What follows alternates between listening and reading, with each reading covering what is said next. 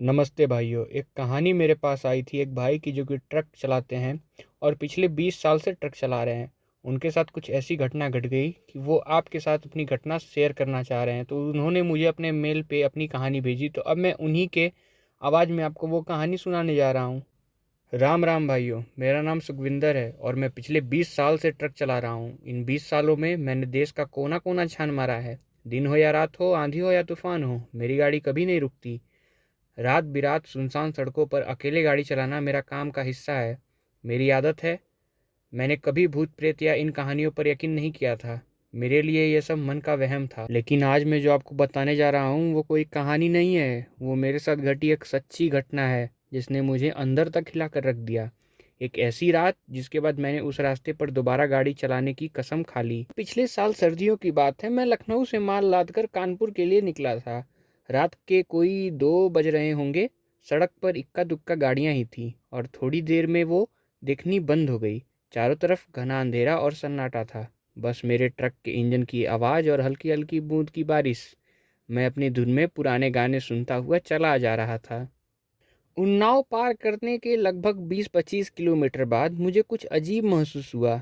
सबसे पहले मुझे ट्रक के बंद कैबिन में चमेली के फूलों की बहुत तेज खुशबू आई। खुशबू इतनी तेज कि जैसे किसी ने मुट्ठी भर फूल मेरे बगल में रख दिए हों।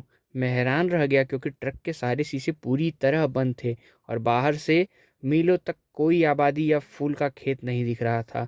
वो खुशबू कुछ पल रही और फिर अपने ही आप चली गई।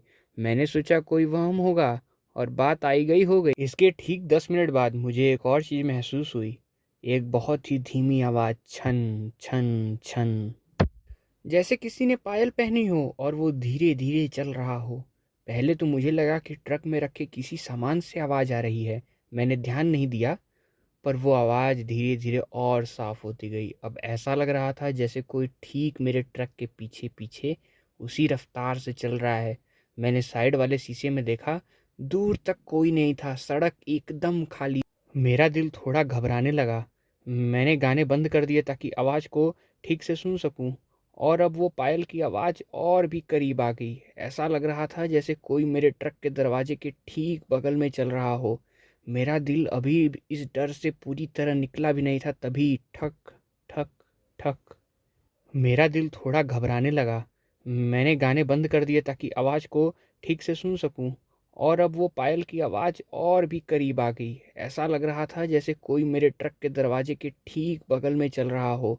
मेरा दिल अभी इस डर से पूरी तरह निकला भी नहीं था, तभी ठक ठक ठक, मेरे ड्राइवर वाले दरवाजे के शीशे पर किसी ने 3 बार हाथ मारा। आप सोचिए, 80-90 की रफ्तार से भागते ट्रक पर बाहर से कौन दस्तक दे सकता है। मेरे हाथ पैर कांपने लगे, पसीना माथे पर आ गया। मेरी हिम्मत नहीं हुई कि शीशे में देखूं। मैंने बस एक ही काम किया, ट्रक की रफ्तार और ज़्यादा बढ़ा ली। मैं बस भगवान का नाम ले रहा था और आंखें सड़क पर गड़ाए हुए था। पर डर के मारे हिम्मत करके जब मैंने आखिरकार दाईं तरफ वाले शीशे में देखा, और मैंने जो देखा वो मंजर मैं मरते दम तक कभी नहीं भूल सकता। एक औरत सफ़ेद साड़ी में, उसके लंबे काले बाल खुले हुए थे और हवा में उड़ रहे थे, जिससे उसका चेहरा ढका हुआ था। वो मेरे ट्रक के साथ साथ हवा में तैर रही थी। उसके पैर ज़मीन पर नहीं थे, वो सड़क से थोड़ा ऊपर उठकर मेरी तरफ मेरी रफ्तार में ही चल रही थी। मैं चीखना चाहता था पर मेरे गले में आवाज़ नहीं निकली। ऐसा लगा जैसे मेरी जान निकल जाएगी। मैं इतना डर गया था कि मैंने बिना कुछ सोचे समझे पूरी रफ्तार से ब्रेक मार दी। ट्रक एक ज़ोरदार चीख के साथ रुका।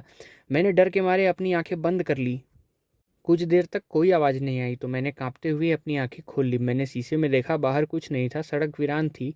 तो पायल की आवाज़ भी बंद हो गई थी। एक पल को मुझे लगा कि शायद मुझे नींद की झपकी आ गई हो, इसलिए मैंने कोई भयानक सपना देख लिया हो, क्योंकि ये सब इतना अवास्तविक था कि यकीन करना बहुत ज़्यादा मुश्किल हो रहा था। मैंने खुद को यही समझाया, बोतल से पानी निकालकर मुंह पर छींटे मारे, हनुमान जी का नाम लिया और कांपते हाथों से ट्रक दोबारा आगे बढ़ा दिया। दिल में डर तो था पर मंजिल तक पहुंचना भी ज़रूरी था। मैंने तय कर लिया कि अब कुछ भी हो जाए मैं गाड़ी नहीं रोकूंगा।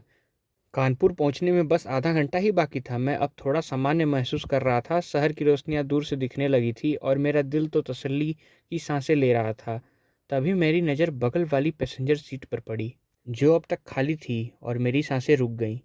उस खाली सीट पर एक पुरानी चांदी की पायल रखी हुई थी, और वो पायल वो उसकी बूंदों से भीगी हुई थी, जैसे उसे अभी-अभी बाहर की ठंडी हवा से लाकर यहाँ पे रख दिया गया हो।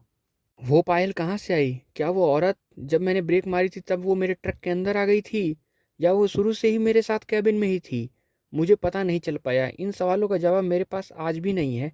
मैंने अपनी ज़िंदगी में इतना डर कभी महसूस नहीं किया था। मैंने कांपते हाथों से उस पायल को उठाया और चलती गाड़ी से बाहर फेंक दिया।